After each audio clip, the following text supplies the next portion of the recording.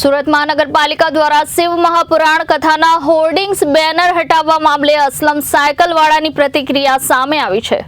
દબાણના નામે લિંબાયત ઝોન દ્વારા શિવ મહાપુરાણ કથાના બેનરો ઉતારાયા હતા, ત્યારે ધાર્મિક આયોજનથી મનદુખ થતા રાજકીય નેતાઓના ઇશારે કાર્યવાહી કરાઈ હોવાની ચર્ચા ચાલી રહી છે અને લિંબાયત ઝોન દ્વારા શિવ કથાના બેનર હટાવવા બાબતે લોકોએ વિરોધ કર્યો હતો। આ વચ્ચે સુરત મહાનગરપાલિકા દ્વારા વિશ્વવિખ્યાત કથાકાર પંડિત પ્રદીપજી મિશ્રાના શિવ મહાપુરાણ કથાના હોર્ડિંગ્સ બેનર હટાવવામાં ભાજપનો આંતરિક જૂથવાદ અને દંભી હિન્દુત્વ સામે આવ્યું છે તેવો કોંગ્રેસ માજી કોર્પોરેટર અસલમ સાયકલવાળાએ આક્ષેપ કર્યો હતો।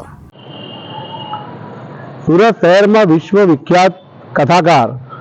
શ્રી પ્રદીપજી મિશ્રાજી મહારાજની જે શિવ મહાપુરાણ કથાનું ખૂબ મોટા પાયે આયોજન હાથ ધરવામાં આવેલ હતું અને 16 તારીખથી 22 જાન્યુઆરી 2025ની વચ્ચે કથાનું આયોજન છે,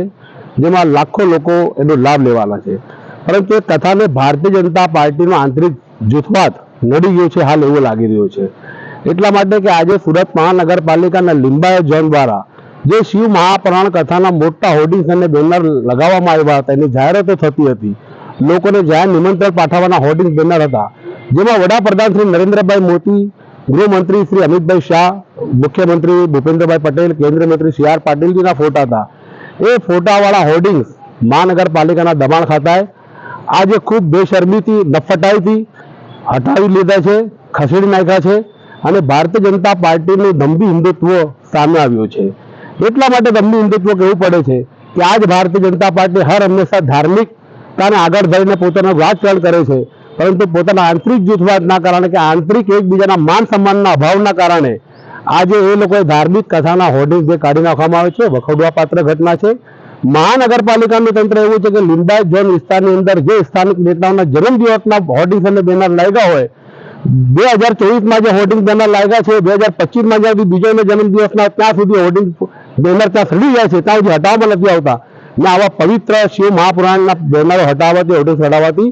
સ્થાનિક લોકોની લાગણી દુભાઈ છે, લોકોમાં રોષ છે। મનપા તંત્રને એક જ અપીલ છે કે તમે ભારતીય જનતા પાર્ટીના કાર્યકર તરીકે કે એના હાથો બનીને કામ ન કરો। ધાર્મિકતાનું કામ છે, એમાં આપણે સાહેબ એટલો સાથ સહકાર આપવાનો હોય છે, એમાં કોઈ રાજનીતિ કે રાજકારણ ન કરવું જોઈએ। Reporter Arvind Rathod, Janadesh news, Surat.